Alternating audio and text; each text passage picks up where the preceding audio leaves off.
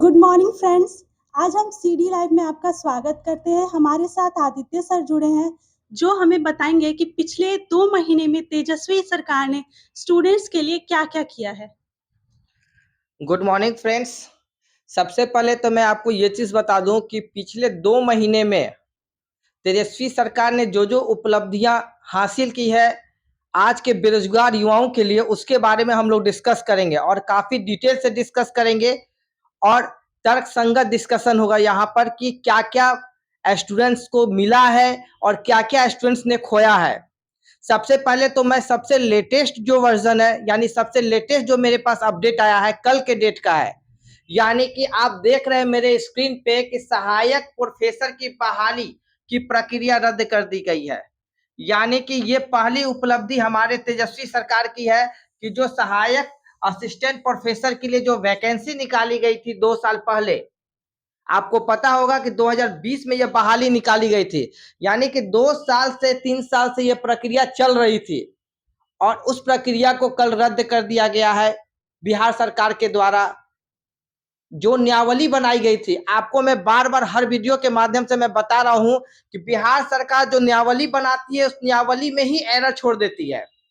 उनको पता होता है कि कुछ अगर एरर छोड़ा जाएगा, स्टूडेंट ओबीएस है कि हाईकोर्ट जाएंगे, हाईकोर्ट जाएंगे, 1-2 साल की एकदम लंबी प्रक्रिया चलेगी और उसके बाद सरकार बोलेगी कि मैं न्यावली को संशोधन करता हूं, बहाली को विड्रॉ कर लेता हूं, और ये प्रक्रिया चल रही है। जैसे ये प्रक्रिया मैं इसलिए बोल रहा हूं कि एनडीए गवर्नमेंट जब थी तो ये सभी वैकेंसी में जिन जिन वैकेंसी की बात करूंगा आपके साथ, सभी वैकेंसी एनडीए की दी हुई उपलब्धि थी। यानी कहने का मतलब बीजेपी और जदयू के ने जो मिलकर एक उपलब्धि दी थी, जो ये सभी वैकेंसी एनडीए के टाइम की है। और महागठबंधन सरकार क्या कर रही है, सभी को रद्द करते जा रही है। आप स्क्रीन पर देखिए, सहायक प्रोफेसर की बहाली की प्रक्रिया को रद्द कर दी गई है। अब आप इसमें एक चीज सोचिए कि रद्द क्यों किया गया। सबसे इंपॉर्टेंट बात है कि रद्द क्यों किया गया। तो इसमें टोटल 4,638 पदों के लिए ये विज्ञापन निकाली गई थी असिस्टेंट प्रोफेसर के लिए, और इसके लिए लगभग आपको 67,000 के आसपास आवेदन गया था। यानी कि जो बिहार में टोटल 12 यूनिवर्सिटीज है, उस 12 यूनिवर्सिटीज के लिए 4,638 पद निकाले गए थे। अब आप एक चीज सोचिए, आरक्षण की जो न्यावली बनी होती है उसमें 40% जनरल के लिए होती है, 10% ईडब्ल्यूएस के लिए होती है, उसके अलावे आपको OBC, EBC, SC, ST, PH, इन सभी की अलग अलग परसेंटेज बनी हुई है कि इतनी इतनी कैटेगरी वाइज कि इतना परसेंट का स्लैब बना हुआ है। अब आप खुद सोच लीजिए कि बहाली तो रद्द होना ही था। इसलिए मैं बोल रहा हूं कि 4,638 पदों के लिए जो विज्ञापन निकाली गई थी उसमें जनरल कैटेगरी के लिए मात्र 1,223 पद दिए गए थे। अब आप खुद सोच लीजिए कि 4,638 सीट्स में मात्र 1,223, जो कि आरक्षण के अगेंस्ट में जा रहा है। ओबीएस है कि जनरल के बच्चे या अदर जो कैटेगरी के बच्चे हैं वो ओबीएस से कोर्ट का दरवाजा खटखटाएंगे ही। ये तो सरकार को भी पता होना चाहिए कि आरक्षण की क्या न्यावली है। आप देख सकते हैं कि अनारक्षित सीट के लिए 1,223 और इससे ज्यादा सीट आपको ईबीसी के लिए दिया गया है 1,227। मतलब ये कैसा रोस्टर पास किया गया था ये समझ में नहीं आता है, जहां पर जनरल से ज्यादा सीट ईबीसी की कैटेगरी के स्टूडेंट्स को दिखाया गया था। आप देख सकते हैं कि 1,227 दिखाया गया था ईबीसी को, और इसी जो सीट का जो डिस्ट्रीब्यूशन था, इसी को लेके स्टूडेंट्स कोर्ट का दरवाजा कटा, हाई कोर्ट गए हुए थे, और ये सबको पता था कि आने वाले समय में ये बहाली रद्द हो जाएगी। आप एकदम कंफर्म रहिए। लेकिन सरकार इस बहाली को और लंबा खींचना चाह रही थी और इसीलिए 2020 की बहाली और रद्द होने में भी 3 साल लगभग लग गए। 23 में जाके ये बहाली रद्द हुई है और फिर से नया विज्ञापन आएगा, फिर से उसमें न्यायावली में संशोधन होगा। जब आपको ये चीज का जानकारी नहीं है, ऊपर बैठे अधिकारियों को इस चीज के बारे में नहीं पता है कि आरक्षण क्या होती है, और आप विज्ञापन निकाल देते हैं। आप सबको पता है कि 2 साल 3 साल तक हाईकोर्ट में बहस चलेगा, विज्ञापन रद्द होगा, फिर नई सरकार आएगी, नया विज्ञापन देंगे, फिर 2 साल 4 साल की एक लंबी प्रक्रिया चलेगी। जो युवा है वो युवा से कन्वर्ट होके वो अपना जो एज पीरियड है वो क्रॉस कर जाएंगे, और ऐसे ही सिस्टम चलता रहेगा चलता रहेगा। अब हम लोग दूसरे एक विषय पर टॉपिक पे आते हैं। ये तो कंप्लीट हुआ। अब दूसरा आप एक देख लीजिए कि एक इसके अलावे मैं अब आ रहा हूं प्रधान शिक्षक भर्ती। ये भी एक उपलब्धि है आपको, ये भी उपलब्धि तेजस्वी सरकार की ही उपलब्धि मैं बोलूंगा। इस पद के लिए 22 दिसंबर को एग्जाम होने वाली थी। आप ध्यान रखिएगा 22 दिसंबर को इसका एग्जाम होने वाला था और इस एग्जाम को भी जो है ये भी रद्द कर दिया गया। अब आप इसी से अंदाजा लगा लीजिए कि बहाली निकाली जाती है और बहाली रद्द हो जाती है।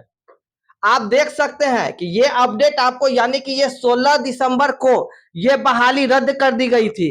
यानी कि प्रधान शिक्षक भर्ती नियमावली ठीक नहीं है, फिर से बनाए। लीजिए एक और बहाली रद्द। यही उपलब्धि तेजस्वी सरकार की पिछले 2 महीने की है। ये अपडेट आपको 16 दिसंबर 2022 का अपडेट है। उस समय भी जो प्रधान शिक्षक की जो एग्जाम होने वाली थी, एग्जाम के 2 दिन 3 दिन पहले हाईकोर्ट ने इस बहाली को भी रद्द कर दिया। रीजन क्या दिया? नियमावली सही नहीं है। अब आप इसी से अंदाज लगा लीजिए। मैं आपको रोककर एक सवाल पूछना चाहूंगी। मेरा सवाल, सीधा सवाल मेरा आपसे फिर वही होगा कि क्या ये प्रक्रिया स्टूडेंट्स के हित में आई है? ये बिल्कुल स्टूडेंट्स के हित में प्रक्रिया नहीं है, क्योंकि स्टूडेंट्स करें क्या, वो तो प्रिपरेशन कर रहे हैं अपना। जैसे ही वैकेंसी निकाली जाती है स्टूडेंट्स अपनी तैयारी शुरू कर देते हैं और 2 साल 3 साल तक कोर्ट में मामला रहता है। उसके बाद कोर्ट रद्द कर देती है, क्योंकि नियमावली ही गलत रहता है। जब कोर्ट रद्द कर देगी तो स्टूडेंट्स का उम्मीद खत्म हो जाएगा। फायदे में तो सिर्फ सरकार है कि उनको ना वो बहाली लेगी टाइम पे और ना ही स्टूडेंट्स को रोजगार मिलेगा, ना ही उन्हें सैलरी देने की जरूरत पड़ेगी। आप एक नया अपडेट भी आप देख सकते हैं, ये भी तेजस्वी सरकार की ही उपलब्धि है। इसके बारे में भी हम लोग डिस्कस करेंगे। मैं जितनी वैकेंसी की बात कर रहा हूँ सभी एनडीए की दी हुई वैकेंसी थी जब बीजेपी जदयू के साथ थी, और मैं जितनी वैकेंसी रद्द होने की बात कर रहा हूं सभी महागठबंधन यानी कि जदयू और आरजेडी के टाइम में रद्द हो रही है। अब आप ये चीज देखिए, यहां पर एक मैं दिखा रहा हूं आपको, ये वैकेंसी का आप देखिए, जिसके बारे में मैं आपको कल के वीडियो में भी बताया था कि पटना हाई कोर्ट में बिहार सरकार ने दी जानकारी। जूनियर इंजीनियर 6,379 पदों पर बहाली के लिए नए सिरे से होगी।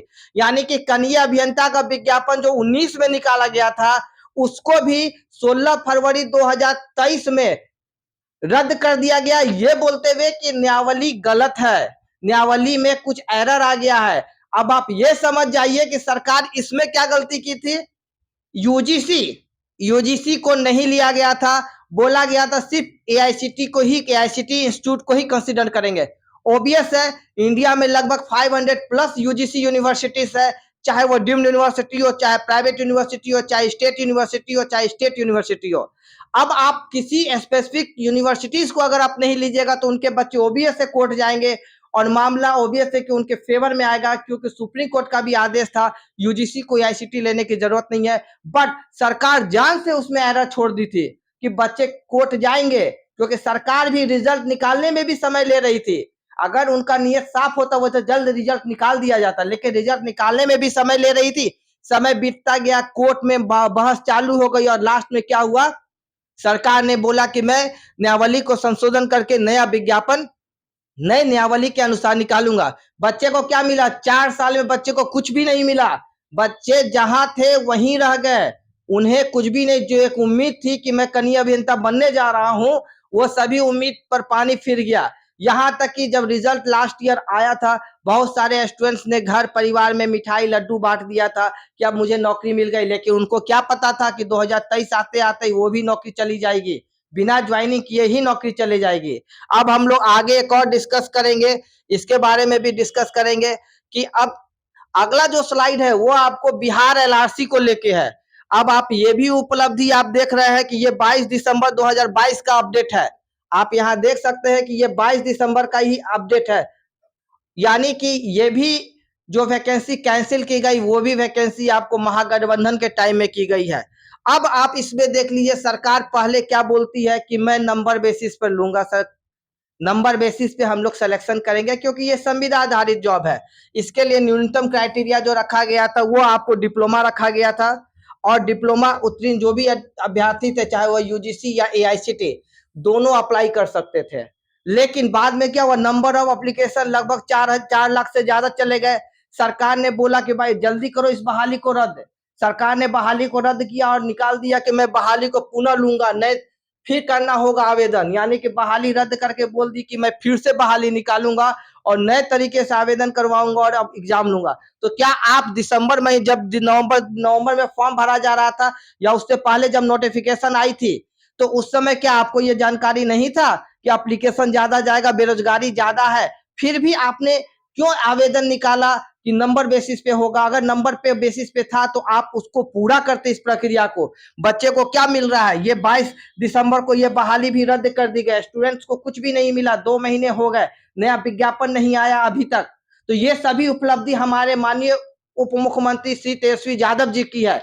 अब आने वाले समय में ये देखना है कि अब अगली बहाली कौन सी है जो रद्द होने वाली है, क्योंकि नया विज्ञापन तो सिर्फ पेपर में आ रहा है, पेपर में ही निकल रहा है कि 3 लाख शिक्षक की बहाली होगी, 1.5 लाख आपको स्वास्थ्य विभाग में बहाली होगी। मुझे या छात्रों को वैसी बहाली नहीं चाहिए जो बहाली निकाली जाए और बाद में रद्द कर दी जाए। आप एक ही बहाली निकालिए, 2 ही बहाली निकालिए, सही तरीके से सही नियमावली के अंतर्गत निकालिए कि स्टूडेंट्स का सिलेक्शन हो, वो ज्वाइन करे। मैं पिछले 2 महीने में देख रहा हूं कि जितनी भी वैकेंसी निकाली जा रही है, वो सभी वैकेंसी जो पहले निकाली गई थी, वो सभी वैकेंसी बारी-बारी से रद्द हो रही है। अब आप इसमें देखिए, एलआरसी, बिहार एलआरसी में इसमें आपने यूजीसी को अलाउ किया, तो बिहार तकनीकी में इसमें आपने यूजीसी को अलाउ किया और आपने एग्जाम के कारण इसको रद्द कर दिया। बिहार तकनीकी की मैं जब बात कर रहा हूं तो इसमें आपने यूजीसी को अलाउ नहीं किया। अब आप सरकार की ही नियमावली देख लीजिए, किसी एक विभाग में आप अप्लाई करने दे रहे हैं, दूसरे में नहीं दे रहे हैं, तो ऑब्वियस है स्टूडेंट्स कोर्ट जाएंगे ही, और कोर्ट जाएंगे तो वो रद्द होगा ही। अब आप इसमें देख लिए, इसमें आपको एक्सपीरियंस को लेके स्टूडेंट्स ने केस किया था, स्टूडेंट्स के फेवर में गया, ये भी बहाली रद्द हो गई। अब आप इसमें आरक्षण को लेके देख लीजिए, असिस्टेंट प्रोफेसर का, इसमें आरक्षण को लेके कि आरक्षण का क्राइटेरिया फुलफिल नहीं किया गया, इसकी भी बहाली रद्द हो गई।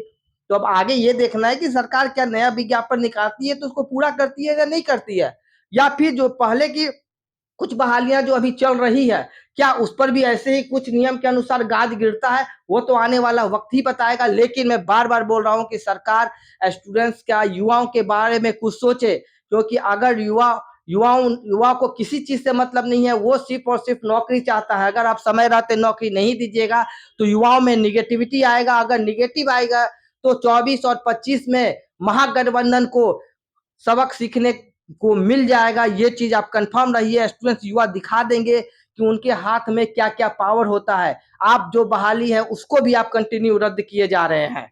तो आप मेरे चैनल से बने रहिए और चैनल को सब्सक्राइब कर लीजिए और बेल आइकन को प्रेस कीजिए। इससे एजुकेशन से रिलेटेड जो भी अपडेट्स है सबसे पहले मेरे चैनल के माध्यम से आपको मिलेगा।